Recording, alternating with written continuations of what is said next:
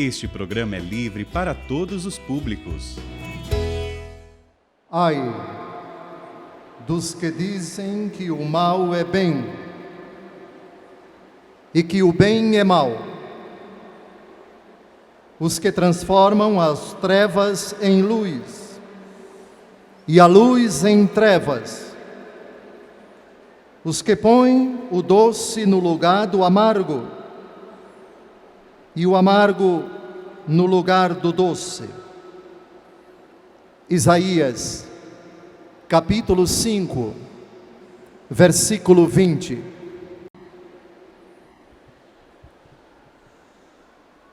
Os limites. Deus nos criou criaturas.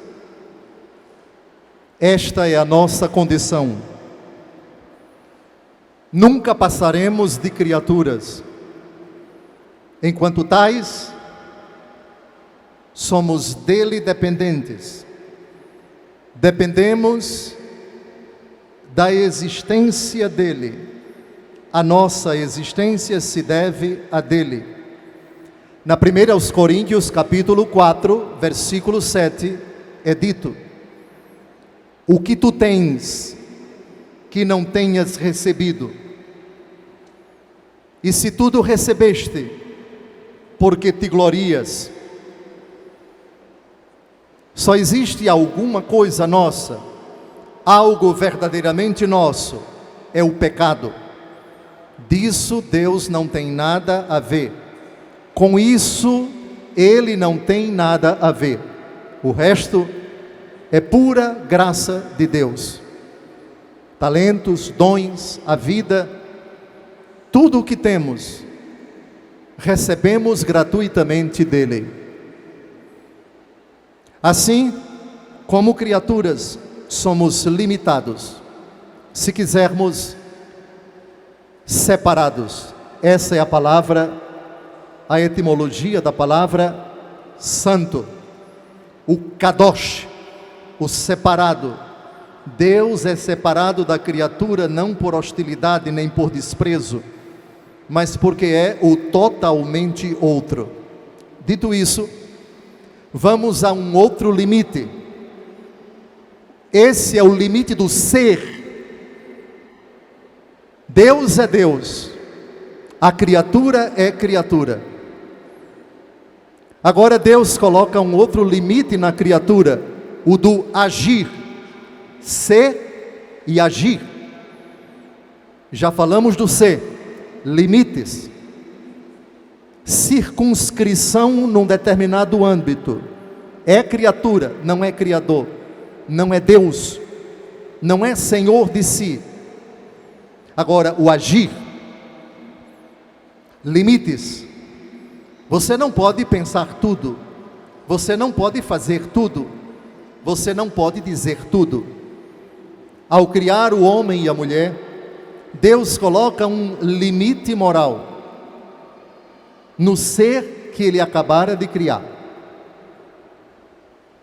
Vocês podem comer de todos os frutos das árvores do jardim, mas não comam do fruto da árvore da ciência do bem e do mal, pois no dia em que vocês comerem, vocês vão morrer.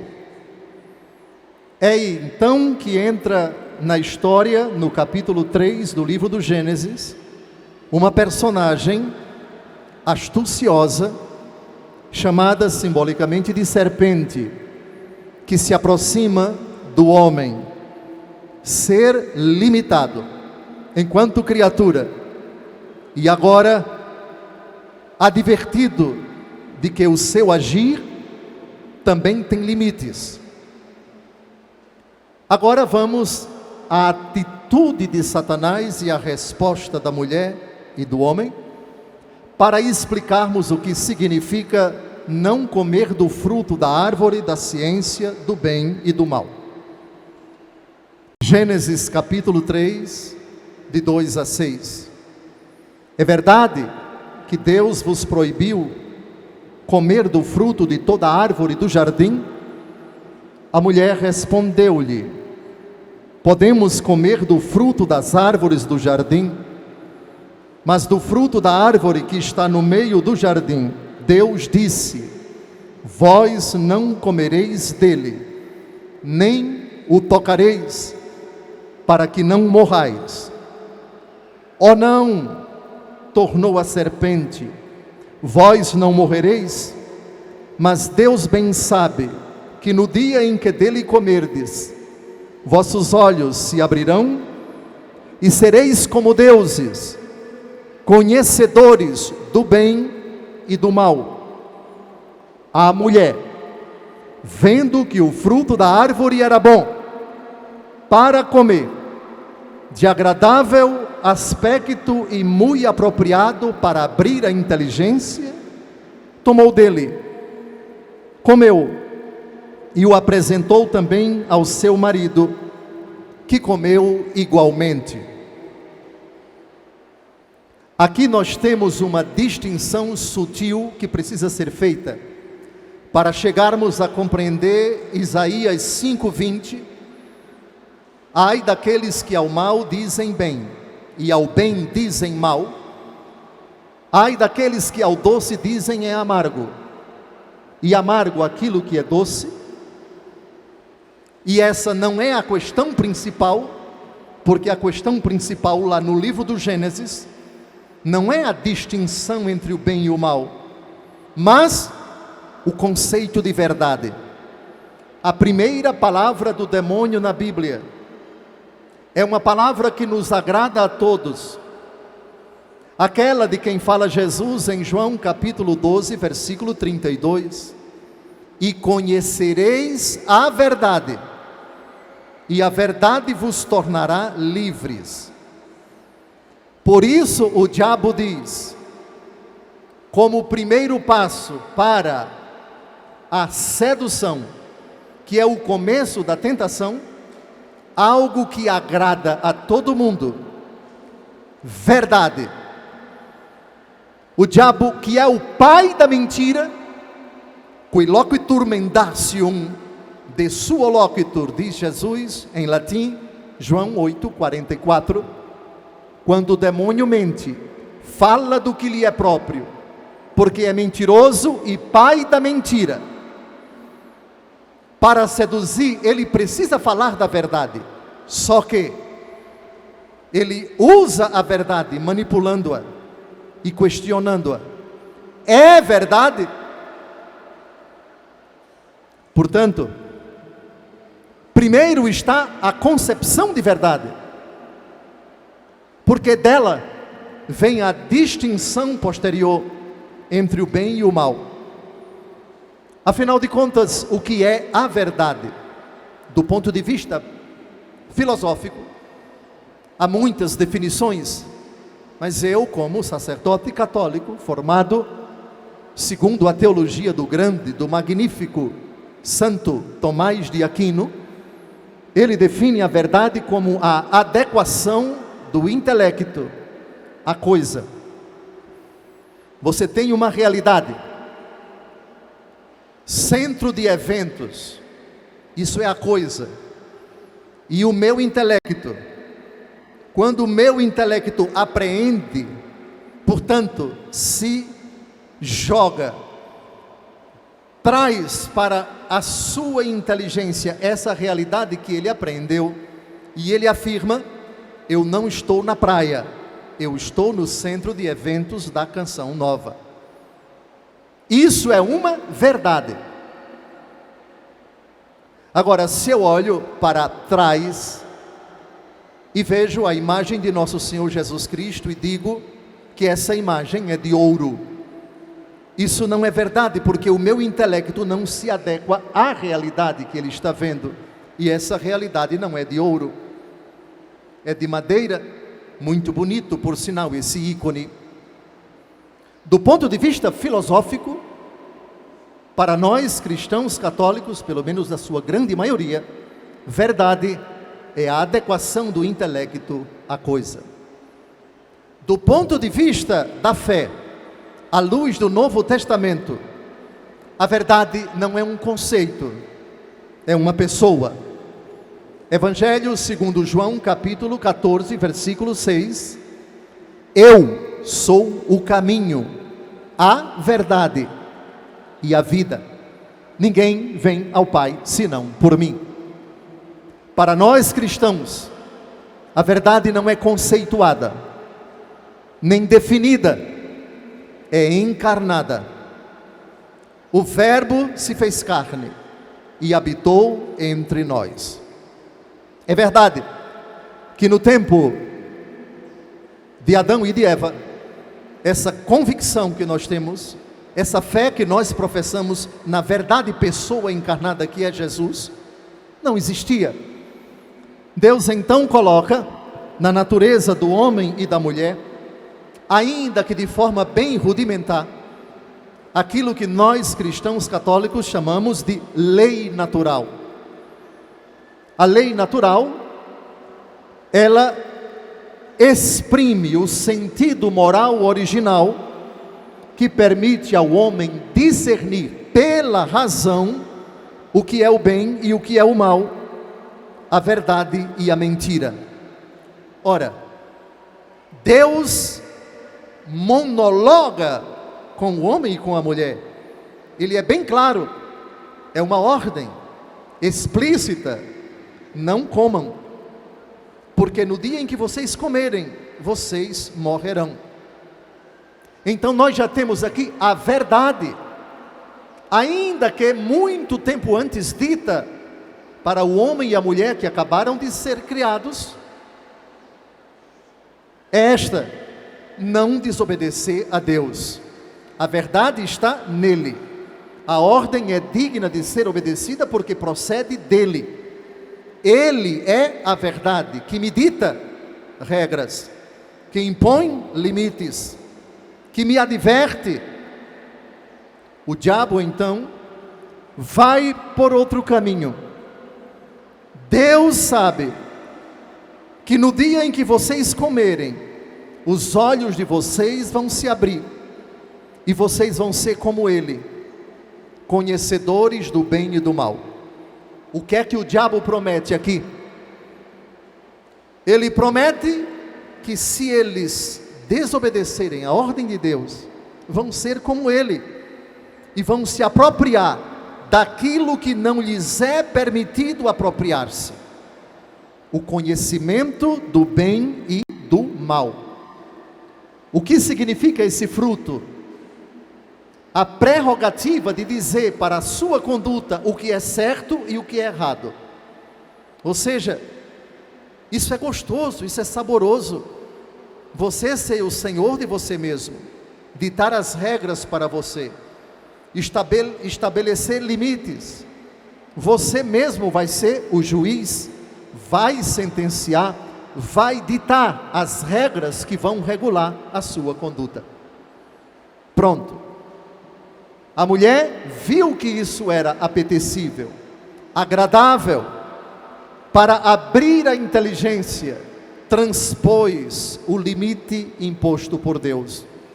E então, depois de apresentar ao homem esse fruto e de ele ter participado como cúmplice, como responsável por essa desobediência que agora se torna coletiva, introduziu-se o pecado. O primeiro pecado, diz o Catecismo da Igreja Católica, é uma desobediência, uma revolta contra Deus, pela vontade de se tornar deuses, conhecendo e determinando o bem e o mal. O pecado, portanto, é o amor de si mesmo até o desprezo de Deus. Que definição trágica, mas precisa. Catecismo da Igreja Católica, número 1850. Agora vamos um pouco na história da salvação, a evolução desse drama. Como é que o homem conhece a verdade? Primeiro, da lei natural até nosso Senhor Jesus Cristo. Entre a lei natural, isto é, aquelas prerrogativas que Deus coloca na nossa natureza para fazer o bem, evitar o mal, não fazer para os outros aquilo que eu não gostaria que os outros me fizessem, ainda que os conceitos de bem e de mal, nos primórdios da história, e muitos séculos depois, tenham sido conceito de bem e de mal, bastante fluidos. As culturas, as civilizações, a humanidade que a palpa delas vai convencionando o que é o bem e o que é o mal. Em algumas sociedades, um conceito muito mais refinado, muito mais evoluído, muito mais prático, muito mais definido. E isso foi sendo impregnado na mentalidade dessas culturas, dessas tradições, desses povos. Até que um dia Deus decide falar com a humanidade de forma positiva. E então envia, tirando do seu povo, vai para uma terra que eu te enviar. Eu te farei o pai de uma grande nação, abençoarei os que te abençoarem, amaldiçoarei os que te amaldiçoarem. É a história da revelação positiva de Israel até nosso Senhor Jesus Cristo. Aí nós temos nas mãos de Moisés os 10 mandamentos e todos os preceitos que orbitam secundariamente em torno deles, a vontade de Deus explícita, colocada no que nós chamamos lei escrita, antiga aliança, Antigo Testamento. Mas era imperfeito. A pedagogia de Deus primeiro coloca na natureza humana, lei natural, os limites do ser e do agir do homem. Na lei de Moisés, os limites vão se tornando mais claros. Mas algo falta. João capítulo 1, versículo 17. A lei foi dada por Moisés. A graça e a verdade vieram por Jesus Cristo. Aqui está a terceira e última etapa da revelação da verdade, que Deus se dignou revelar à humanidade por etapas, em grandes momentos. Lei divina natural, lei divina positiva, e a própria lei que se encarna nosso Senhor Jesus Cristo, positivado também no Novo Testamento. Em João capítulo 17, versículo 17, na oração sacerdotal, vésperas da morte de Jesus, ele nos dá mais clareza a respeito da verdade. A verdade é ele, pessoa, mas a verdade também está na palavra dele. João 17, 17. Santifica-os pela verdade. A tua palavra é a verdade. Pronto. Para nós cristãos, é mais que suficiente. Por favor, João 14, 6 e João 17, 17. João 14, 6. Eu sou o caminho, a verdade e a vida. João 17, 17. Santifica-os pela verdade. A tua palavra é a verdade. A partir de agora, esqueçam conceitos filosóficos, e eu diria até o de Santo Tomás. Até o de Santo Tomás, esqueçam pelo menos para essa palestra, porque a partir de agora, para nós compreendermos o que é o bem e o que é o mal, Isaías 5, 20, temos que partir dessas duas frases de Jesus. Santifica-os na verdade, a tua palavra é a verdade. Portanto, qualquer pessoa, ainda que seja um anjo, esse é o início da carta de São Paulo aos Gálatas, pregasse um evangelho diferente desse, deve ser excomungado. Isso não é biblismo, nem é bibliolatria, é pura obediência à verdade. Eu vou dizer agora a vocês qual é o meu mote de bispo. 1 Pedro, capítulo 1, versículo 22. Pela obediência à verdade. A obediência de vocês é antes de tudo com a verdade, e a verdade é Cristo, e a verdade está na Escritura. Tua palavra é a verdade. Qualquer criatura que se coloca contra esses princípios, quem quer que seja, não deve ser seguida. É palavra de Deus, não é palavra de homem.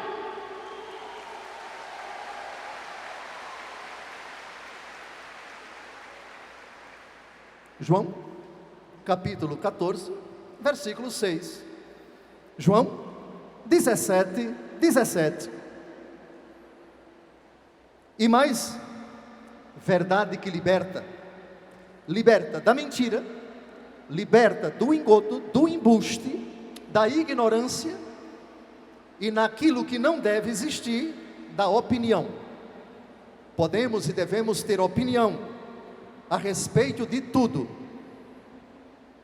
Na opinião de vocês, quem vai ganhar o campeonato paulista, carioca? Enquanto não acontece, podem emitir a opinião, porque é algo que não aconteceu e algo também que não toca a fé. Mas agora vamos à definição de fé. Hebreus capítulo 11, versículo 1. A fé é a posse antecipada do que se espera, é certeza do que não se vê. Certeza do que não se vê. A certeza é a condição da inteligência que leva a vontade a dizer: eu adiro aquilo que a minha inteligência apreende, e reputo seguro, e reputo firme, e reputo veraz. Minha afirmação não oscila entre o pode ser e o pode não ser, o acho que, mas é e pronto. E isso é certeza. A fé não admite imprecisão, nem da inteligência, nem da vontade. A fé tem dois elementos, o intelectivo e o volitivo. Pela inteligência eu apreendo, auxiliado pela graça, a minha razão vai até um certo ponto e diz: aqui eu não posso ir mais. A fé a ajuda, sem contradizê-la, porque é um dom sobrenatural. E sendo um dom sobrenatural, a razão não pode errar. É, portanto, certeza infalível. Não é certeza moral, que se baseia na atitude das pessoas e pode se equivocar. É certeza de fé, portanto, infalível, segura, irremovível, perpétua. Jamais acabará, a não ser quando a fé desaparecer, porque por ela enxergamos confusamente. Um dia ela vai desaparecer, quando contemplaremos o Senhor face a face, diz São Paulo, na 1 aos Coríntios, capítulo 13, agora eu vejo ocultamente, mas um dia eu verei face a face. A fé vai desaparecer para dar lugar à visão. Mas a fé diabólica, Tiago 2,19, não vai desaparecer, porque é a fé de Satanás, que na verdade treme, e aquilo que treme, tende a jamais desaparecer. Mas a nossa fé é baseada naquele que nos amou tanto, a ponto de ter derramado o seu sangue na cruz por nós. Amados, aqui está a certeza que é fruto da apreensão do intelecto à verdade. Minha inteligência animada pela fé, diante do dado revelado, diz: é plausível, apreendo, aceito, acolho, reputo verdadeiro, porque a graça de Deus potencializou minha inteligência, levando-a a adentrar no mistério divino, e com a vontade eu aceito a fé fiducial, da confiança, da entrega, do abandono, jogar-me nos braços daquele que veio até mim, minha vida presente na carne, eu a vivo na fé no Filho de Deus, que me amou e se entregou a si mesmo por mim, diz o apóstolo Paulo. Mas, João 8,44, palavras de Jesus, o demônio era homicida desde o princípio, não permaneceu na verdade, porque a verdade não está nele. Quando diz a mentira, fala do que lhe é próprio, porque é mentiroso e pai da mentira. Pronto. Mas atenção, cuidado, porque o diabo também diz certas verdades. O que tu tens a ver conosco, filho de Deus? Vieste aqui para arruinar-nos? Em Marcos capítulo 1, o diabo diz: eu sei quem tu és, o Santo de Deus. Digam, é uma verdade ou não? É ou não é? É uma verdade, mas atenção agora, outra distinção. Não é toda a verdade. Importa a vós que eu vá. Se eu for, enviarei o Espírito Santo, e quando ele for enviado, vos levará a verdade plena. Plena. Por isso, partes da verdade, pedacinhos da verdade, talvez não digam muita coisa, porque o diabo pode se utilizar disso para incutir nesses pedaços de verdade grandes mentiras, sutis embustes. Assim, o demônio tem 3 momentos para enfrentar, para combater a verdade. Vamos a eles, e eu pediria muita atenção, muito cuidado com, por favor, atenção, aquilo que o Senhor vai dizer agora. As 3 etapas do diabo na luta contra a verdade: questioná-la, combatê-la, substituí-la. Vamos à Bíblia, tudo na Bíblia, tudo na Escritura. Questioná-la, é verdade? Uma das correntes filosóficas mais funestas que foram introduzidas na história da humanidade, antes de Cristo pouco, filosofia grega, por exemplo,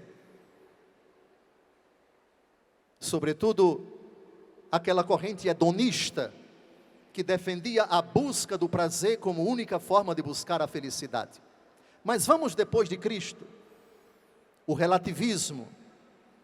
O relativismo, ele sustenta o seguinte: a verdade é mutável. Não depende do momento histórico em que ela está sendo analisada. Para o relativista, não há verdades imutáveis. Não existem princípios intangíveis. Qualquer afirmação que alguém faça é um ponto de vista válido, levando em consideração o momento histórico da pessoa, o momento social, cultural, que pode mudar quando mudam as pessoas, quando mudam os contextos, quando mudam os anos, quando muda a região, quando muda a cidade. Ou seja, tudo é relativo. Logo, é relativo o conceito de vida,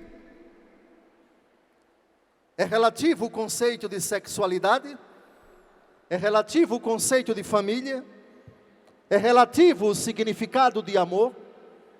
Tudo é relativo. E depende de quem então, qual o limite que você deve colocar entre o permitido e o proibido, o certo e o errado, a luz e as trevas. Em Deuteronômio capítulo 29, o Senhor diz por meio de Moisés: escolhe a vida, eu coloco diante de vocês a vida e a morte, escolham a vida.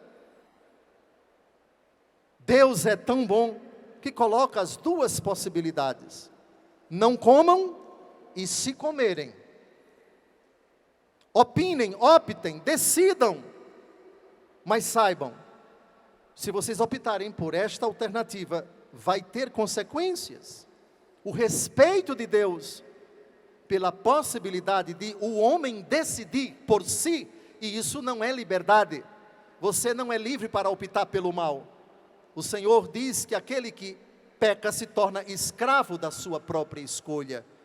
Não existe liberdade para pecar, existe livre-arbítrio, que é a prerrogativa de escolher entre duas ou mais alternativas. Quando uma delas é má e você opta por ela, você acabou de perder a liberdade, porque o pecado escraviza. Há um tempo em que, quando você opta pelo bem, pela luz, pela graça, por Deus, pela verdade que é Cristo, você se torna verdadeiramente livre. Vejam a frase de Jesus: conhecereis a verdade, e a verdade vos libertará. Em Gálatas capítulo 5, versículo 1, Jesus diz, por meio do apóstolo Paulo, é para a liberdade que Cristo vos libertou. Vejam que interessante, você só é livre quando você usa o livre-arbítrio pela alternativa que agrada a Deus. Deus, quando propõe para a nossa felicidade, não porque Ele tem inveja de nós, não porque Ele seja cioso de que nós, optando pelo outro caminho, tiraríamos dele uma prerrogativa. Isso é ridículo, isso é patético. Pois bem, aqui estamos diante dessa realidade hoje difundida também dentro da igreja, o relativismo. O que é pecado? Existe inferno, existe céu, e outra coisa que tem agradado muito ao demônio: você precisa acreditar e difundir e pregar e sustentar coisas boas de Deus. Mas que maravilha dizer que Deus é misericórdia, que Deus é bondade, que Deus perdoa sempre. E é tudo verdade, meia verdade. Por favor, a misericórdia de Deus, 1 aos Coríntios, capítulo 13, não se alegra com a injustiça, mas se rejubila com a verdade. Essa é a caridade, esse é o amor que não se alegra com a injustiça, e o pecado é uma injustiça. A misericórdia que se rejubila com a verdade, e a verdade é que o pecado ofende a Deus, e não perdeu sua noção, não perdeu sua força, não perdeu sua validade, porque pecado é desobediência a Deus, e isto é bíblico, e a Bíblia é palavra de Deus e está acima de nós. Agora, então, vamos ao que o diabo quer. É verdade? Até que ponto? São perguntas não, digamos assim, didáticas, de quem não sabe, mas quer saber. Como distinguir essa primeira tática, que é do demônio? Distingui-la de uma dúvida em boa fé. Mas isso é verdade? Como é que você descobre que uma pessoa se aproximando de você começa a fazer perguntas a respeito de sua fé, e depois você descobre que na verdade ela não quer simplesmente saber, ela quer provocar você, ela quer conquistar você, ela quer jogar dúvidas em você, ela quer semear a discórdia, suscitar interrogações em você, para levar você das suas convicções à dúvida, da dúvida ao desânimo na busca da verdade, ou abdicá-la, e depois ficar sem esse substrato, que é a certeza que você adquiriu por ter abraçado a verdade. Questionar. Há certos questionamentos que as pessoas ignorantes a respeito da nossa fé nos fazem. Devemos acolhê-las com respeito e ajudá-las no que for possível. Se não encontrarmos respostas, por favor, aguarde um pouco, vou me informar, ou vou levar você a quem pode dar essas respostas, ou vou mandar o link para você, daquela pessoa bem preparada. Vou fazer num site de procura uma pesquisa para encontrar os links, e vou mandar para você. Ótimo. Se você tem suficiente preparo, sente aqui, vamos conversar, telefone, videoconferência, tire a pessoa da dúvida. E a boa vontade você descobre logo pelas perguntas, pelas respostas, pela docilidade, pela abertura. Quando você perceber que aquelas perguntas vêm de um coração nefasto, que já tem a animosidade contra a sua fé, é hora de parar com a conversa. É hora de dizer, falaremos disso uma outra hora. Ou então, bom dia, boa tarde, boa noite, falaremos em outra ocasião. A fraqueza de Eva foi dar com a língua entre os dentes e responder a quem não tinha o direito de saber. Ô bicha besta, podia ter ficado calada. Vai justamente conversar com quem não tem o direito de saber. Ela podia responder com um jeito alagoano, vá tomar banho nas praias de Maceió, desgraça. Ou então, isso não é da sua conta, isso é da minha intimidade, o que Deus disse para mim. Pois bem, questionar é o primeiro lançamento da cisanha. Segunda tática de Satanás, combater a verdade, dizendo explicitamente, o homem e não Deus é o único Senhor da sua vida. A vontade do homem e não a de Deus é a que deve prevalecer sempre. Os critérios do agir do homem são decididos por ele e não por Deus. O poder a ser buscado e exercido pelo homem vem dele mesmo e não de Deus. Ou seja, divinizar o homem. Segunda tática no combate à verdade, satanizar o que é de Deus. Aqui estão os inimigos a serem combatidos pelo diabo. A concepção judaico-cristã de família, que seria, segundo eles, machista, opressora, patriarcal. Depois, a rigidez da concepção antropológica judaico-cristã da sexualidade feminina e masculina. É preciso dizer para as crianças, segundo essa mentalidade, que não é de Deus, que a criança não nasce homem, ela se faz, decidindo o que é que ela quer. A criança do sexo feminino também.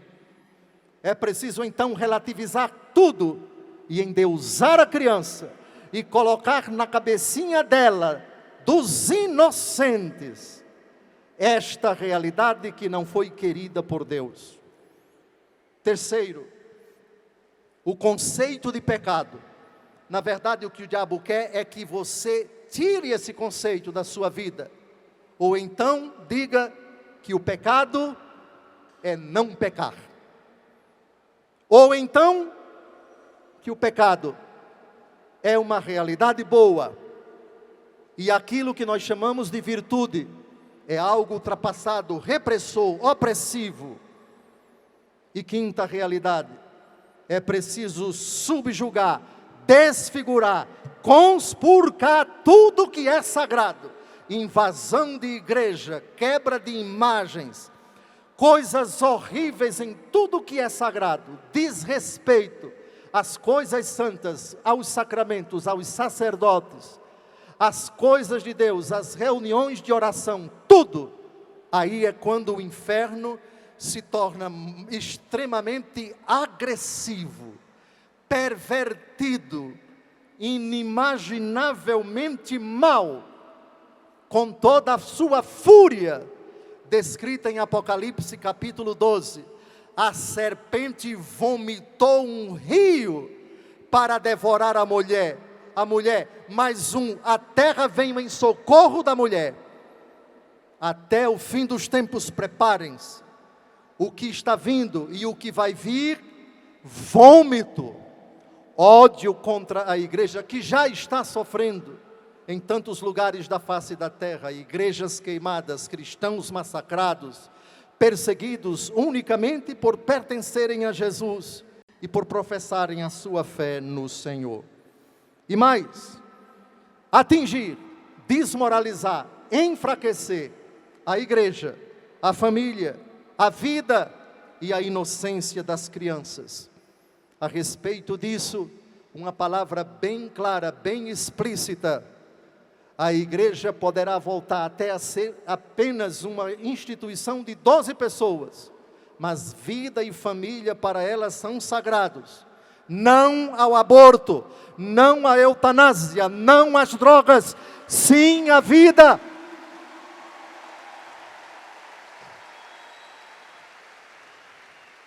Sim à família como concebida por Deus.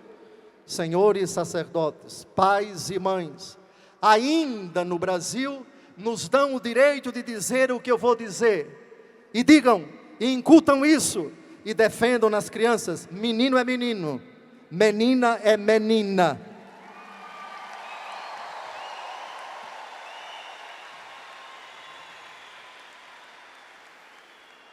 O diabo,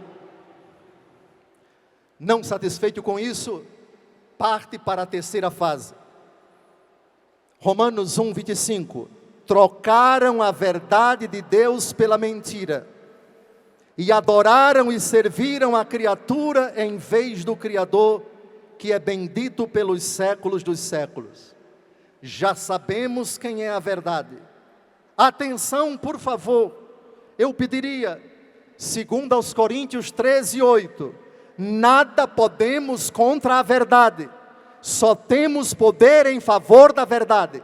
Repitam comigo, segundo aos Coríntios 13, 8, nada podemos contra a verdade, só temos poder em favor da verdade. Eu, bispo católico, com minha mitra e meu báculo, nada posso contra a verdade, não sou dono dela, sou escravo, humilde, obediente, e não tenho o direito de deturpá-la, de enfraquecê-la, de fazer qualquer contorcionismo teológico para justificar o que a Bíblia não justifica, para aprovar o que a Bíblia não aprova. Seja o vosso sim, sim, o vosso não, não. Tudo mais procede do maligno.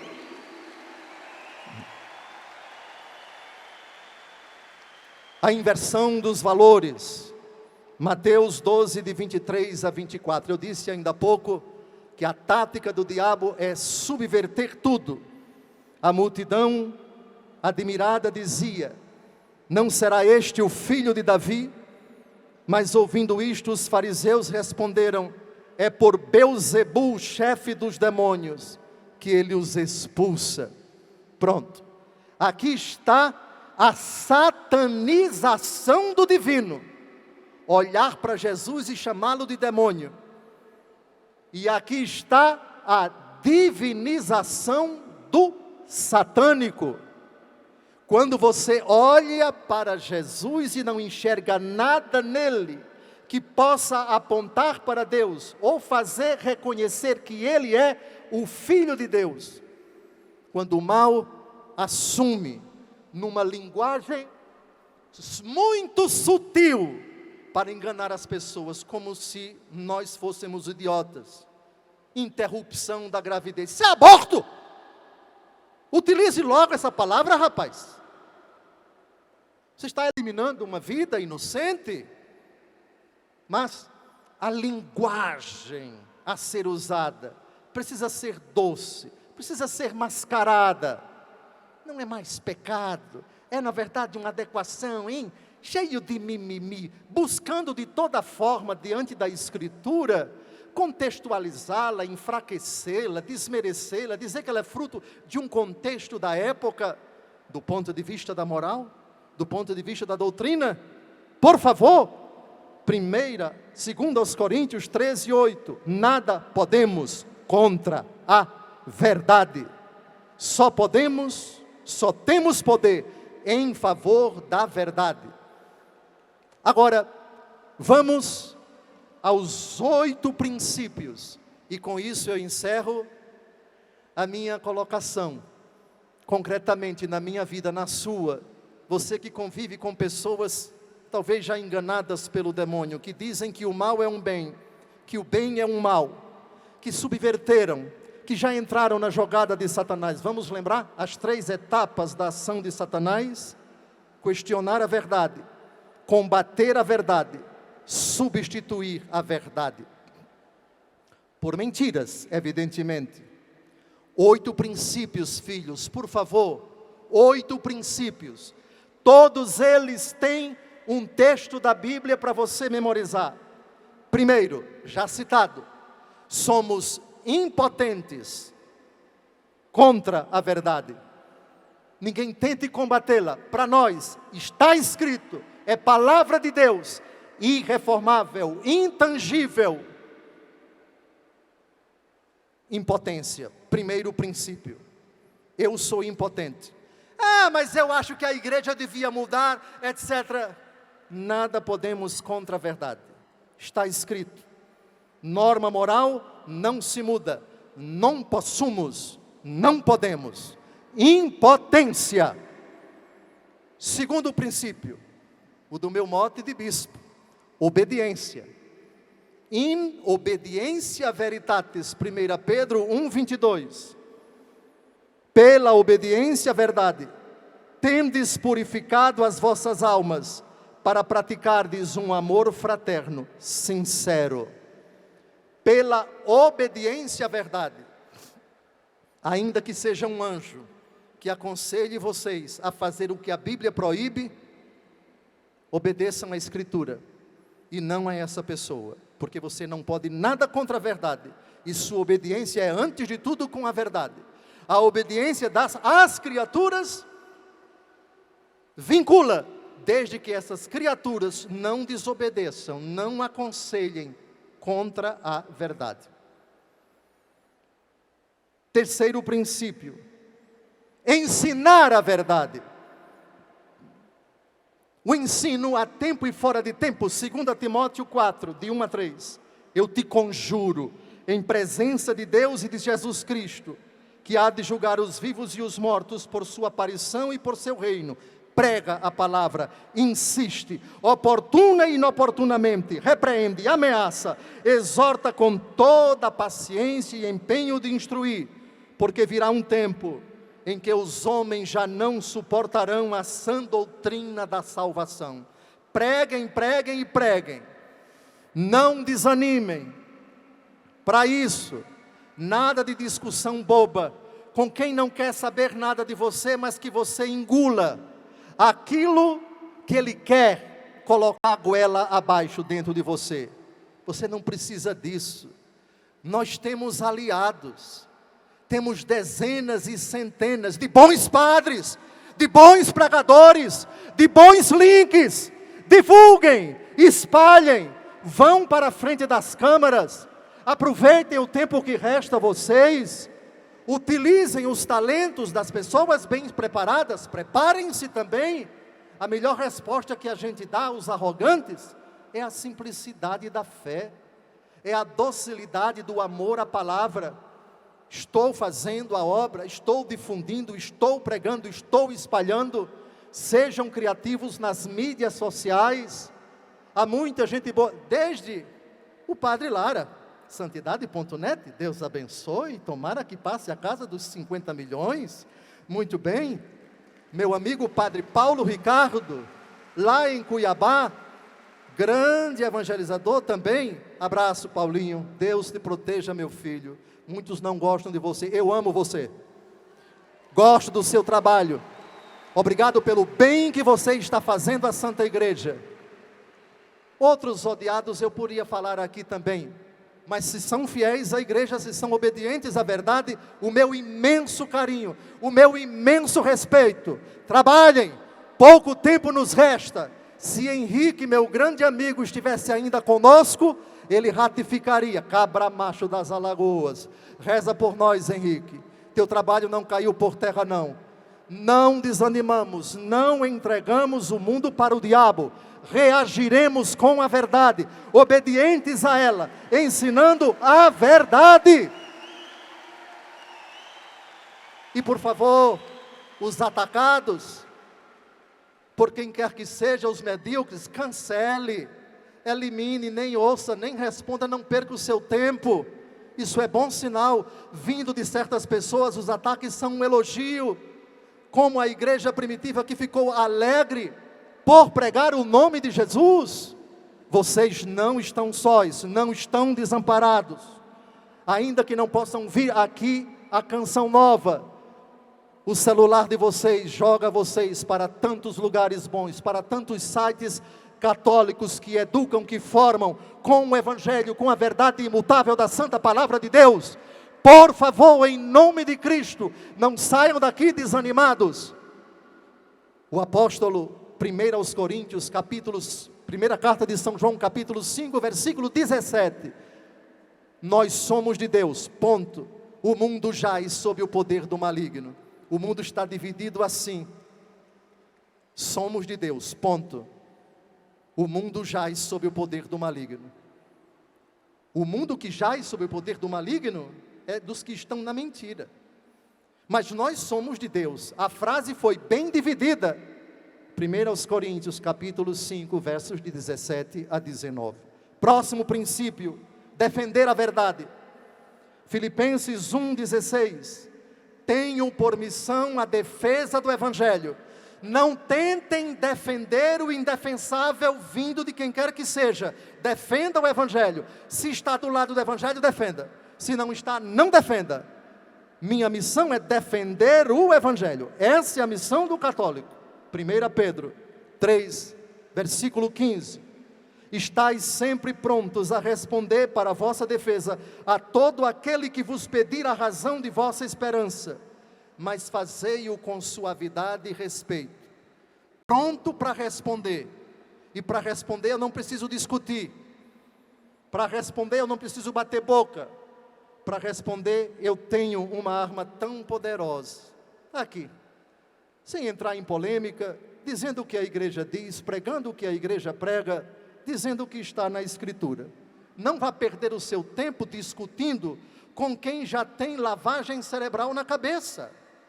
Se a discussão é respeitosa, acadêmica, pautada na boa vontade, ela pode evoluir sem dúvida alguma, debate acadêmico, etc. Agora, fanatismo não. Radicalidade, brutalidade contra nós, de forma alguma. Não perca seu tempo com certas pessoas em defender a verdade, ou pelo menos defenda de outra forma. Publique. Quinto princípio, publicar a verdade, difundir a verdade. Mateus 10, 27. O que vos digo na escuridão, dizei-o às claras. O que vos é dito ao ouvido, publicai-o de cima dos telhados. Os telhados, lá estão Wi-Fi, antena parabólica, que eu não sei se usa mais, antena do satélite, que tem um bocado aqui na Canção Nova, de cima dos telhados. Se eles usam isso para o mal, usamos para o bem. Se eles infestam a internet de sites maliciosos, poluamos santamente, enchamos santamente, com sites bons, com boas publicações, com bons livros, com boas obras, com boas palestras, com bons vídeos.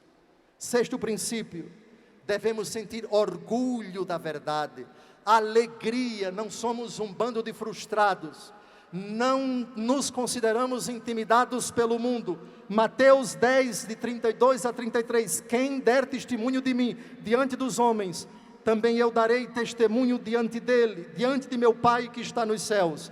Aquele, porém, que me negar diante dos homens, também eu o negarei diante de meu Pai que está nos céus.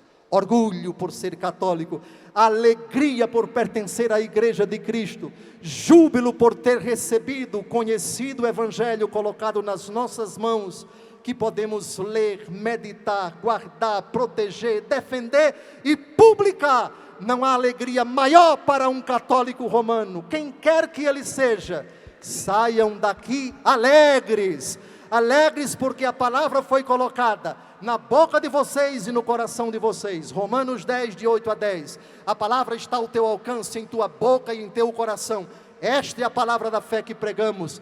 Portanto, se confessares com tua boca que Jesus é o Senhor, e creres de coração que Deus o ressuscitou dos mortos, serás salvo. Pois é crendo de coração que se obtém a justiça, é confessando com palavras que se chega à salvação. Alegria até o fim. Romanos 12, 12. Alegres na esperança, perseverantes na oração e fortes, implacavelmente inderrogáveis na tribulação. Alegres, perseverantes e fortes. Alegria na oração, alegria na tribulação, perseverantes na oração. Romanos capítulo 12, versículo 12. Finalmente não, faltam 2. Discernir na verdade. São Paulo diz na 1 Tessalonicenses 5, 21, discernir tudo e ficai com o que é bom, dentro e fora da igreja católica. Cuidado com o rótulo católico, cuidado com o rótulo pagão.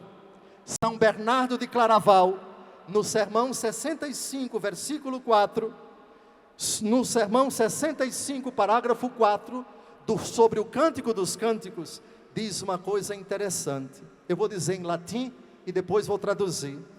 Longe plus nocet falsos católicos, quam veros herécitos.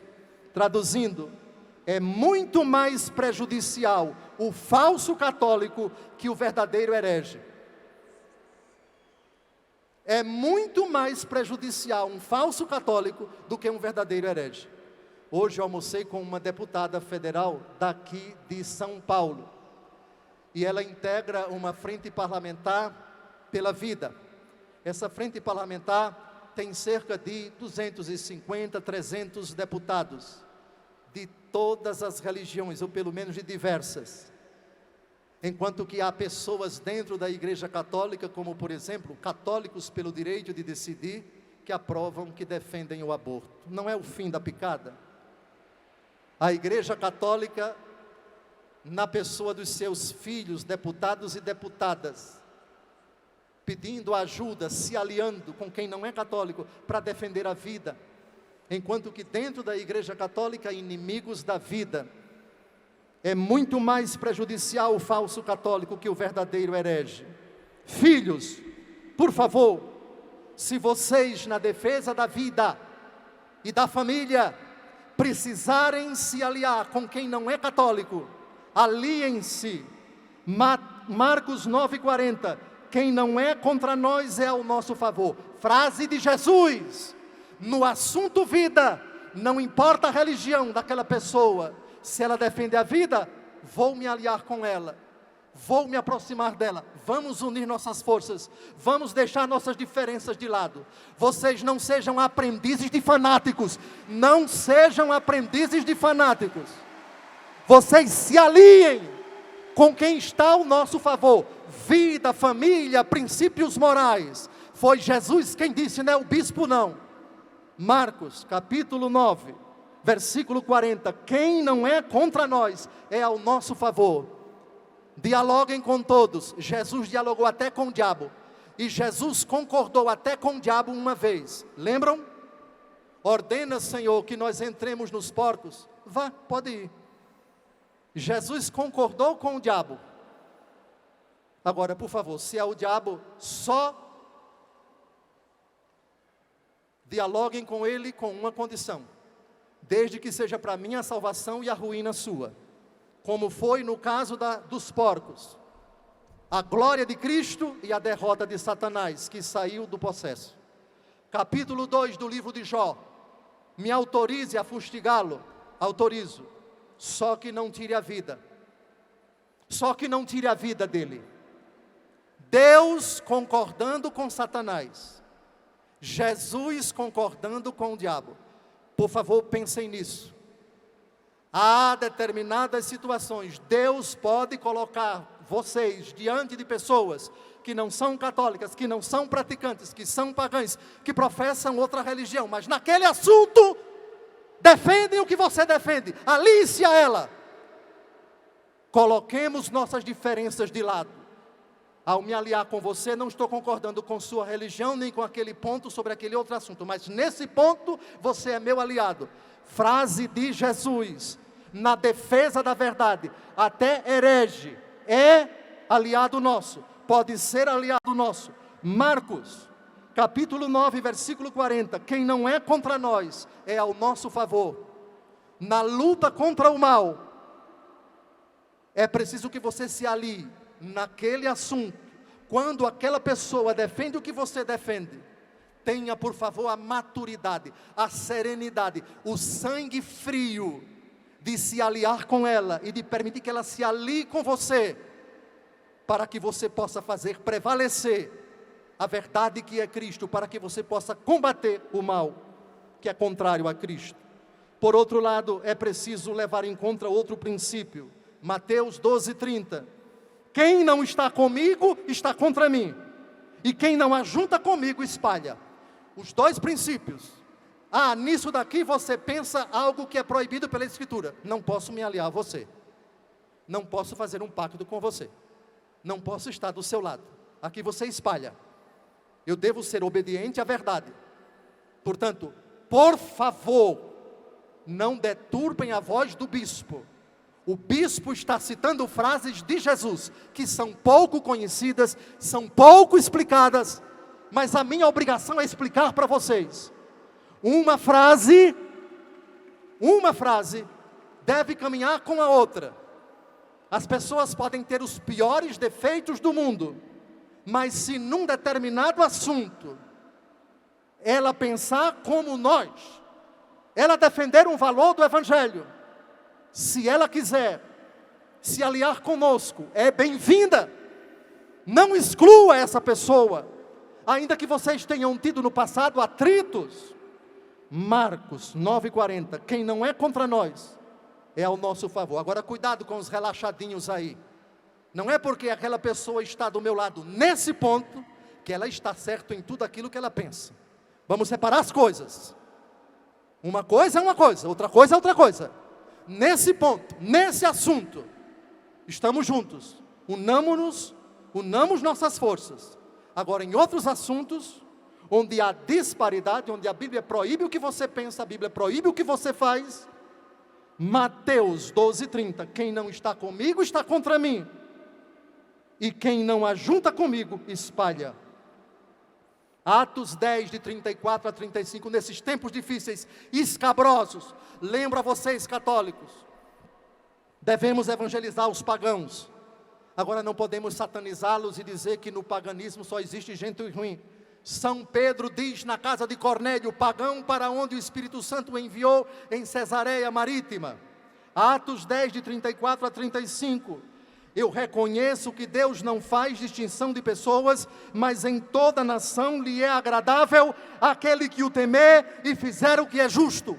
Olhem para os pagãos, para os não católicos, que são justos, que são honestos, que são decentes, que são puros, ainda que não sejam cristãos, não satanizem as virtudes deles, são seus aliados, respeitem-nos, porque o problema da igreja, talvez o maior problema não esteja fora dela, e sim dentro dela, os falsos irmãos, os falsos católicos. É muito mais prejudicial o falso católico que o verdadeiro herege, São Bernardo de Claraval, abade e doutor da igreja. Outra distinção, para terminar a minha colocação: amar o pecador sem aprovar o seu pecado. Acolham a casa de Deus, é de todos, mas a comunhão é de quem está em estado de graça. Eu fui claro?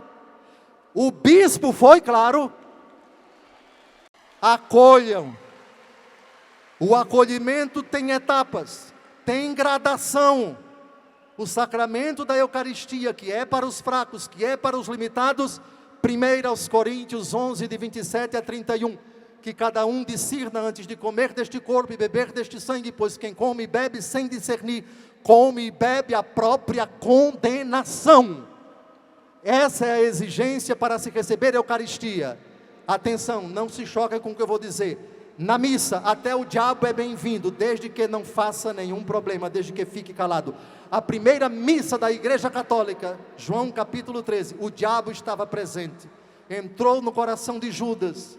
Jesus não botou Judas para fora, nem o diabo que estava dentro dele, só disse: o que você tem a fazer, faça depressa.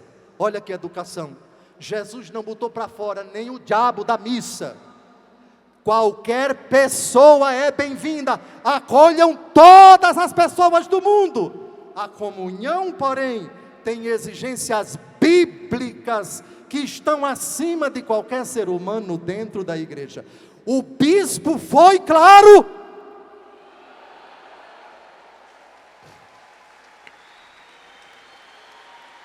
Mulher, onde estão os que te acusam? Ninguém te condenou? Respondeu ela: ninguém, Senhor. Disse-lhe Jesus: eu não te condeno, ou seja, a pecadora, vá e de agora em diante não tornes a pecar. Ou seja, o pecado é mau, não peque mais não. Se o pecado fosse bom, Jesus só diria: eu não te condeno. Sejamos honestos com a frase de Jesus, sejamos completos ao citarmos os textos de Jesus. O parâmetro é nosso Senhor. Santo Agostinho: amar o pecador e odiar o pecado. Mães cujas filhas engravidaram, não coloquem o amante dentro de casa, leve sua filha e sua neta para dentro de casa. Você sim, o pecado aqui dentro de casa não, viu? Pronto. Meu filho, você tem a fraqueza da droga, eu amo você, mas não quero você fumando dentro de casa não. Amar você, não a droga, não a maconha, não a cocaína, não aqui dentro da minha casa não. Tirem isto daqui e não façam da casa do meu pai um covil de ladrões. Eu e minha casa serviremos o Senhor. Último princípio: permanecer na verdade. Permanecei em mim e eu permanecerei em vós. O ramo não pode dar fruto por si mesmo, se não permanecer na videira. Assim também vós não podeis tampouco dar fruto, se não permanecerdes em mim. Eu sou a videira, vós os ramos. Sereis odiados por todos por causa do meu nome, mas aquele que perseverar até o fim será salvo. Ainda que a Igreja Católica perca integrantes não fiéis, a Igreja Católica nunca perdeu um fiel em 2000 anos, o que ela perdeu foi infiéis. Se ela diminuir de tamanho, se ela passar por algum processo de lipoaspiração, não importa, permanecer na verdade. Ainda que cheguemos a ser 12 e recomecemos tudo de novo, obediência à verdade, permanência na verdade. Agora, o último minuto da minha pregação é para lembrar esses 8 princípios. Impotentes contra a verdade, obedientes à verdade, ensinadores da verdade, defensores da verdade, difusores da verdade, orgulhosos pela verdade, os que discernem a verdade e os que permanecem na verdade. Amém!